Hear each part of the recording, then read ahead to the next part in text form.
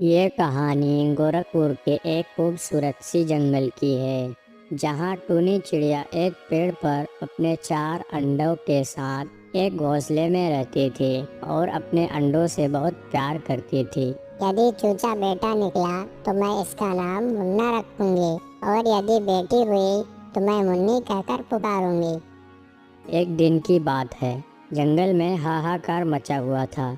पक्षियाँ इधर उधर भाग दौड़ कर रही थी। तभी टूनी चिड़िया कहती है, अरे तुम सब ऐसे क्यों भाग रहे हो? मुझे कुछ बताओगे भी?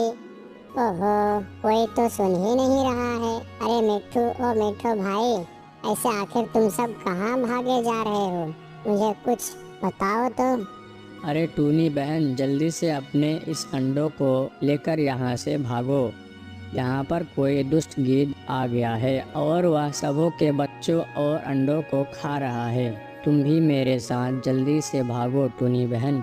ऐसा कहकर मिट्ठू तोता वहाँ से चला जाता है और भी बहुत सारे चिड़िया टूनी के सामने से गुजर रही होती है। ये सब देखकर टूनी चिड़िया कहती है, अरे मैं तो अपने 4 अंडों को एक साथ लेकर नहीं भाग सकती और मैं अंडों को छोड़कर भी नहीं जा सकती। आखिर मैं क्या करूं? हाँ, मैं अपने इन अंडों को पत्तों से ढक देती हूँ और किसी पेड़ पर जाकर छुप जाती हूँ। खतरा टलने पर फिर मैं वापस आ जाऊंगी। ऐसा कहकर टूनी पेड़ से कुछ पत्ते तोड़ती है और अपने अंडों को अच्छी तरह से ढक देती है और पास के एक पेड़ पर जाकर टूनी चिड़िया चुपचाप बैठ जाती है। तभी टूनी चिड़िया के घुसने पर अचानक से दुष्ट गिद्ध आ जाता है और कहता है, ओह, मेरे डर से तो जंगल के सभी पक्षी भाग गया है और मैं उनकी अंडों और बच्चों को बड़े चाव से खा गया हूँ। लेकिन अब मेरा अगला निशाना कौन होगा भला? अरे इसमें पत्ता कैसा? चलो अभी मैं इस पत्ते को हटाकर देखता हूँ, इसके नीचे क्या है। तभी दुष्ट गिद्ध घोंसले पर से पत्ता हटाकर देखता है तो उसमें 4 अंडे हैं। यह देखकर दुष्ट गिद्ध खुश होकर कहता है, अब जाकर मुझे समझ में आया, पक्षियाँ मेरे डर से इन अंडों को छुपा कर रखा है, लेकिन मेरे शातिर दिमाग और इन तेज आंखों से भला आज तक कोई बच पाया है क्या? अब तो मैं इन अंडों को खाकर ही दम लूँगा। ये सब नज़ारा टूनी चिड़िया एक पेड़ पर से छुपकर देख रही थी। तभी अचानक टूनी चिड़िया दुष्ट गिद्ध के पास आ जाती है और कहती है, गिद्ध भैया, ओ गिद्ध भैया, मेरी मानो तो आप इन अंडों को मत खाना। दरअसल ये जादुई अंडा है। मैंने देखा है कि कोई अनजान चिड़िया इस घोंसले पर सिर्फ एक ही अंडा दिया था, लेकिन ये अब 1 से 2, 2 से 3 और 3 से 4 अंडे हो गए। इस अंडे को खाने की बेवकूफ़ी मत करना गिद्ध भाई, मैं तो तुम्हारे फायदे के लिए कह रही हूँ। अब तुम्हारी मर्जी। ऐसा कहकर टूनी चिड़िया वहाँ से चली जाती है और फिर उसी पेड़ पर जाकर बैठ जाती है और यह नज़ारा देखने लगती है कि मेरे अंडे को कहीं ये दुष्ट गिद्ध खा ना ले। और इधर दुष्ट गिद्ध सोच में पड़ जाता है और कहता है, अरे कहीं ये टूनी चिड़िया सच तो नहीं बोल रही थी? अगर ऐसा ही है तो मुझे अंडा नहीं खाना चाहिए। और वैसे भी टूनी चिड़िया कभी झूठ नहीं बोलती है, इसके ईमानदारी के चर्चे पूरे जंगल में है। लेकिन मुझे यह ज़रूर देखना होगा कि यह अंडा यदि 1 से 2, 2 से 3 और 3 से 4 हो सकता है, यह भी देखना होगा कि 4 से 5 कैसे होता है। यह बोलकर दुष्ट गिद्ध टूनी चिड़िया के घोंसले पर ही बैठ जाता है। तभी इधर टूनी चिड़िया कहती है, अरे दुष्ट गिद्ध तो यहाँ से हटने का नाम ही नहीं ले रहा है। अब मैं अपने अंडे को यहाँ से कैसे ले जाऊँ? इतनी सी बात हो पाई थी कि तभी शाम हो जाती है। फिर अगले दिन सुबह उदयपुर के जंगल में बहुत सारे पक्षी रहते थे। उनमें एक टूनी नाम की चिड़िया भी थी, जो बहुत ही मेहनती और ईमानदार थी। वो सेब बेचने का काम करती थी। उसी जंगल में एक कालू कौवा और गोरी कौवी भी रहता था। वो दोनों हमेशा लालच करता और कभी भी मेहनत नहीं करता था। चिड़िया, मुझे 1 किलो सेब दे दो। सेब बिल्कुल मीठे होने चाहिए। जिन्हें खाकर मेरी पत्नी खुश हो जाए। कबूतर भैया, मैं तो हमेशा से ही मीठे सेब बेचती हूँ। आज तक मेरा एक भी सेब खट्टा और ना ही कड़वा निकला। हाँ चिड़िया बहन, इसलिए तो मैं आपसे ही सेब खरीदता हूँ। इस तरह से जंगल के सभी पक्षी टूनी चिड़िया से ही सेब खरीदना पसंद करते थे और सब कुछ ठीक ठाक से चल रहा था। फिर एक दिन जंगल में जोरदार बारिश होती है। बारिश कई दिनों तक लगातार होती है। साथियों, ज्यादा बारिश होने के कारण हमारी नाजुक फसलें खराब हो गई है। अब हमारे पास खाने को कुछ भी नहीं बचा। हाँ हाँ मिट्ठू तोते, खेतों में पानी भरने के कारण पूरे जंगल का भोजन खराब हो गया है। अब मैं अपना पेट कैसे भरूंगा? साथियों, हम टूनी चिड़िया के पास चलते हैं, क्योंकि ऐसी मुसीबत में वही हमारी मदद कर सकती है। चिड़िया बहन, आप हमारी मदद करें, हम आपके पास भूखे आए हैं। तोते भैया, क्या हुआ है? आप मुझे बताएं, मैं आपकी क्या मदद कर सकती हूँ? चिड़िया बहन, हमारे पास खाने को कुछ भी नहीं बचा। इस तेज बारिश में सब नष्ट हो गया और हमारे बच्चे भूखे हैं। हाँ हाँ चिड़िया, आपके सेब के बाग को तो कुछ नहीं हुआ, तो इस मुसीबत के समय आप ही हमारी कुछ मदद करें। साथियों, यह तो बहुत दुख की बात है।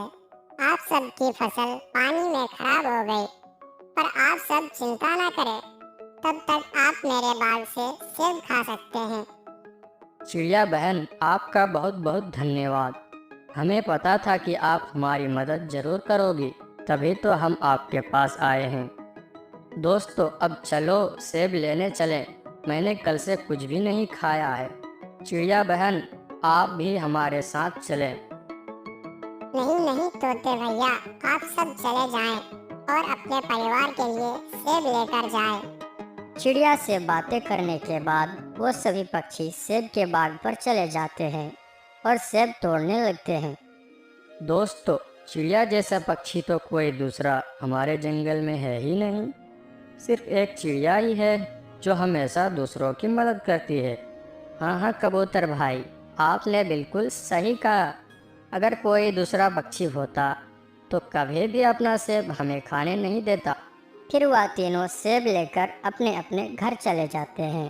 कालू कौवा और कौवी घर में बैठा बैठा सेब खा रहा था और कालू अपने पत्नी से कहता है, अरे वाह, इतने स्वादिष्ट सेब तो मैंने आज तक नहीं खाए। वो टूनी चिड़िया तो पेट भर भर कर खाती होगी। खुद का बाग जो है, अब हम दोनों को भी कुछ दिनों के लिए सेब खाने को मिलेंगे। उस दिन के बाद जंगल के सारे पक्षी टूनी चिड़िया के बाग पर जाते हैं और मीठे मीठे सेब खाते और घर के लिए भी तोड़ कर लाते।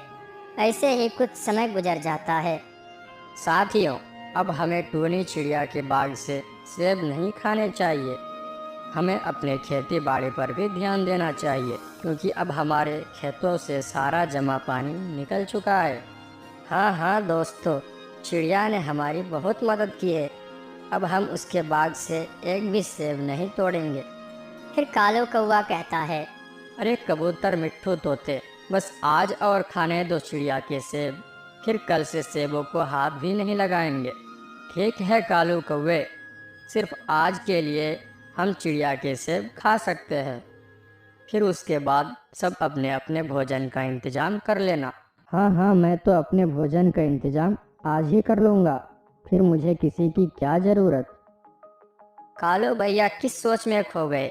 बाग से सेब नहीं तोड़ने। आप दोनों बाग जाकर सेब खा ले, मुझे कुछ ज़रूरी काम याद आ गया है। पहले मैं वो काम कर लेता हूँ, बाद में मैं सेब ले आऊँगा। यह कहकर कालू कौवा वहाँ से चला जाता है। तोता और कबूतर सेबों के बाग पर चले जाते हैं। वहाँ टूनी चिड़िया अपने पेड़ों की देखभाल कर रही थी। किसी ने सेबों के साथ साथ टहनियों को भी तोड़ दिया है। बेचारे पेड़ को कितना दर्द हुआ होगा। मैं दवा लाकर अभी लगा देती हूँ। चिड़िया बहन, माफ़ करना, किसी से गलती से टहनी टूट गई होगी, उसकी तरफ से मैं आपसे माफ़ी मांगता हूँ। कबूतर भैया, आप क्यों माफी मांगते हो?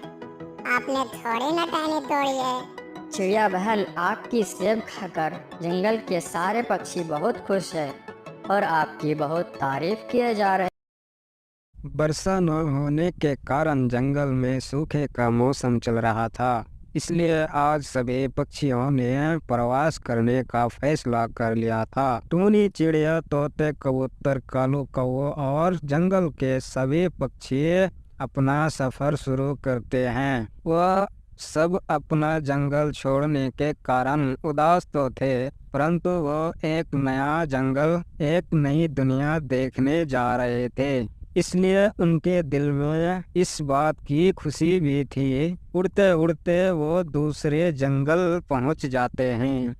सभी पक्षी अपना अपना घोंसला बनाने के लिए अपने अपने पेड़ की खोज में थे।